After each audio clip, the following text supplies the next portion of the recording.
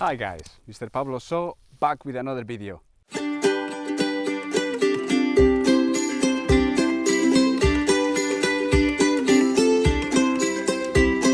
And this time we are in Tormaleo, which belongs to the municipality of Ibias, where we are about to start the route PRAS 009. And I will tell you everything about it in the way there.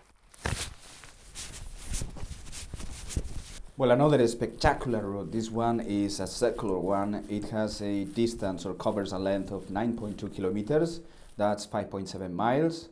The first 3.5 kilometers or 2.2 miles are uphill with an elevation gain of 500 meters or 1,640 feet, reaching at that point the maximum altitude of the trail, which is 1,479 meters or 4,852 feet when you arrive to the place called Braña de Llanelo.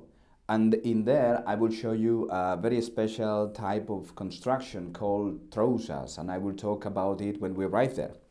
Also to mention that this particular route is, according to the Asturian Federation of Mountaineering, is non-existing. So I was a little bit concerned when I started the route, thinking that I may get lost because of the lack of signage and because of perhaps the conditions of the route were not that good. But I was pleasantly surprised to see that the route was very easy to follow. It was really, really wonderful, and I enjoyed a lot the views. I can assure you the route is quite real. That's what I wanted to tell you.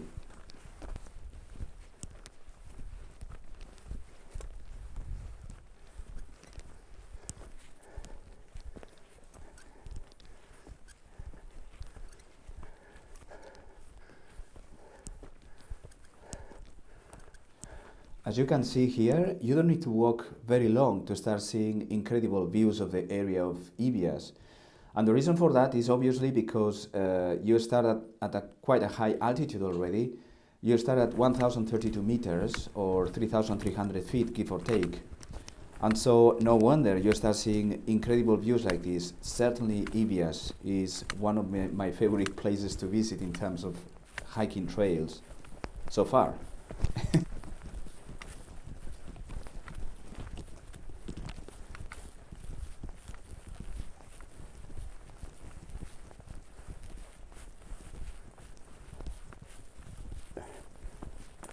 So when you start going down, that means that you are very close to the Braña de Llanelo, I'd say around 200 meters.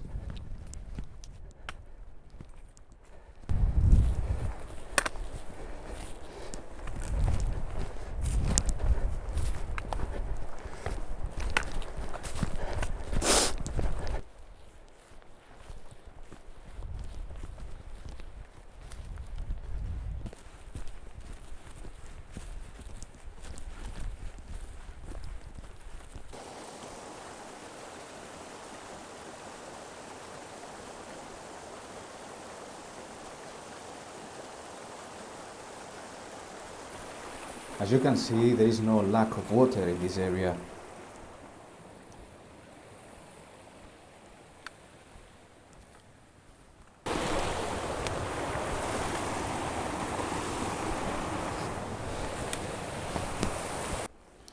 I think this is called in English holly. In Spanish would be acebo. I forgot to mention something about this area, and is that it is very close to the Muniellos Natural Reserve.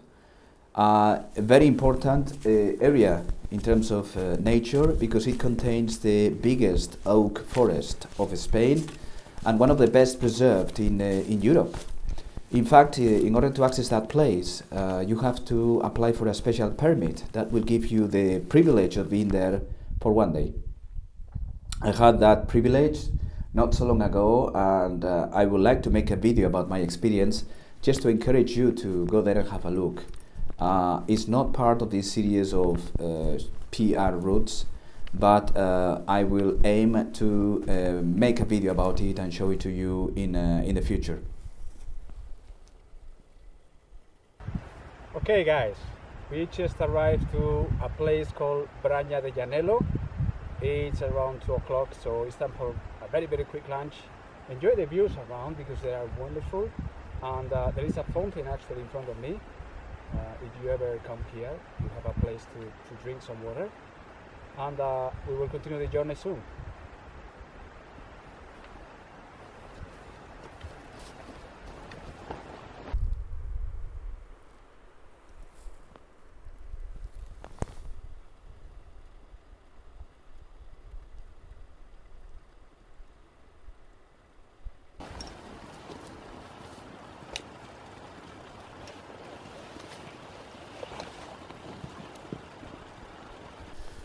Well, I don't know if you remember the last episode of this series when I was doing PRAS008, Route Lake Cisterna. I explained there what a Braña was and what it was used for, and I explained there that those buildings that we saw in that route that were a Braña, they were non-existent anymore, I guess because they were not in use.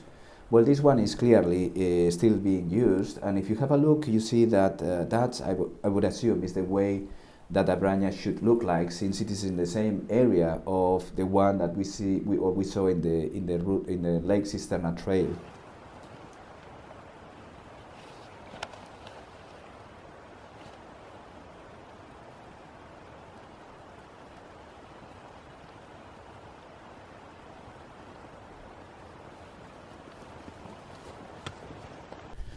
Well, as I go down, I can show you what I was talking about before when I mentioned trousas. What are trousas? Well, if you look at there, those structures, they tend to have a circular or a square shape.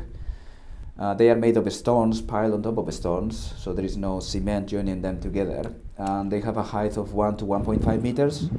And they are basically used to keep the cattle in the night and protect them against the attack of wild animals. And as you leave the Braña de Llanelo behind you, you start going downhill and following for a while the River del Penedón, which you will eventually cross. I'm saying this in case it helps you to orientate yourself, because in that particular point of the trail, is not very clear how to follow. In any case, and as usual, I will be posting my GPS track, and you can see it hopefully as a link in the description of the video. So have a look there.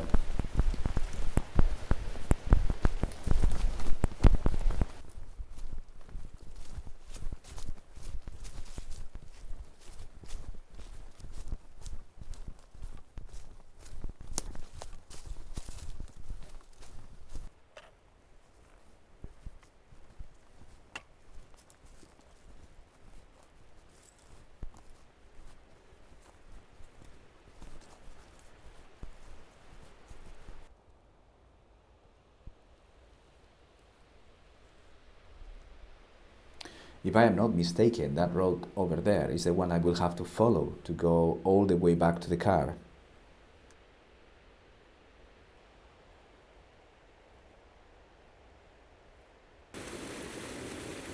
So I believe this is the River Penedón, and this is the point at which we will cross it.